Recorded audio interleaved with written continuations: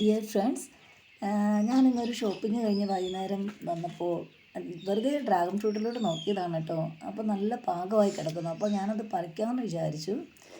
നോക്കിയപ്പോൾ ശരിയാണ്, ശരിക്കും നല്ല പഴുത്തിട്ടുണ്ട്. അപ്പോൾ എൻ്റെ മോൻ്റെ കൈ കൊടുത്തു, അവനത് കട്ട് ചെയ്തു.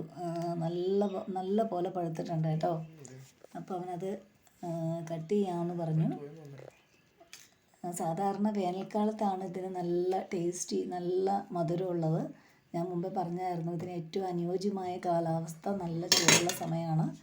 ഇപ്പോൾ ഇവിടെയൊക്കെ നല്ല മഴയായതുകൊണ്ട് ഇതിന് അത്ര ടേസ്റ്റ് കാണില്ല. എന്തായാലും ഞങ്ങൾ കട്ട് ചെയ്ത് കഴിഞ്ഞ് ടേസ്റ്റ് ചെയ്ത് നോക്കി. ഇപ്പോൾ പറഞ്ഞതുപോലെ തന്നെയാണ്. പിള്ളേർ ആദ്യമേ തന്നെ പറഞ്ഞായിരുന്നു ഇതിന് മധുരം കാണില്ലെന്ന്. സാധാരണ വേനൽക്കാലത്ത് കഴിക്കുമ്പോൾ ഉള്ളൊരു മധുരമോ അതിൻ്റെ ഒരു ടേസ്റ്റോ ഒന്നും ഇപ്പോൾ ഈ സമയത്ത് ഉണ്ടായില്ല. നല്ല സോഫ്റ്റാണത്. സാധാരണ നല്ല വലുപ്പം വയ്ക്കാറുണ്ട് നമ്മൾ ചൂടുള്ള സമയത്ത് കിട്ടുമ്പോൾ.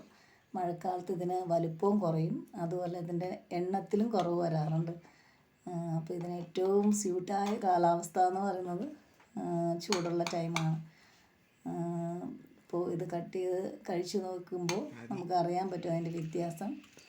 ഇത് ഞാൻ മുമ്പേ കാണിച്ചിട്ടുള്ള വഴിയാണ്, നമ്മുടെ വീട്ടിലോട്ടുള്ള വഴിയാണ് കേട്ടോ.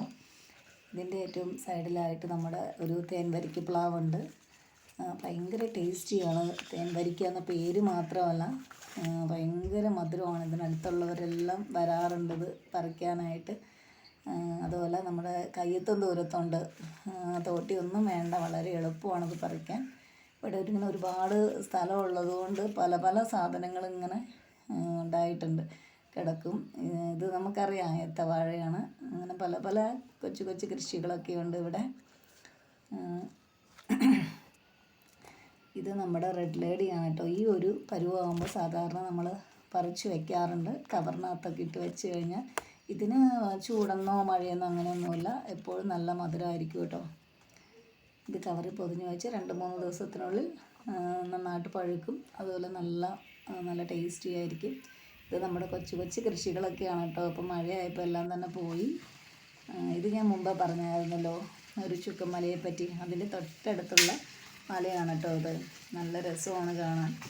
അപ്പോൾ ഇന്നത്തെ വീഡിയോ ഞാനിവിടെ വൈൻഡപ്പ് ചെയ്യുകയാണ്. അടുത്ത കഥകളുമായിട്ട് വരാം. Thank you dears.